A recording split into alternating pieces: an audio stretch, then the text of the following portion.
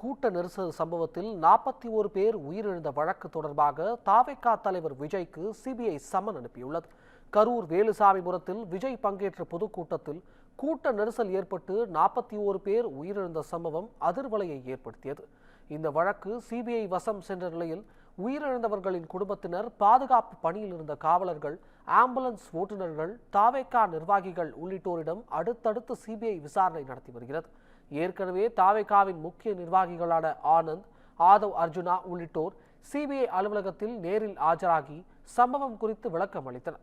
அடுத்த கட்ட விசாரணையை தொடங்கிய சிபிஐ தற்போது தாவேகா தலைவர் விஜய்க்கு சம்மன் அனுப்பியிருக்கிறது.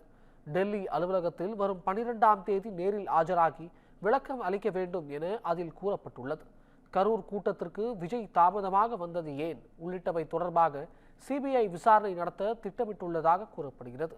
கரூர் சம்பவம் தொடர்பாக விஜயிடம் பொங்கல் நேரத்தில் விசாரணை நடத்தப்படும் என 6 நாட்களுக்கு முன்பாகவே குமுதம் ரிப்போர்ட்டரில் செய்தி வெளியானது.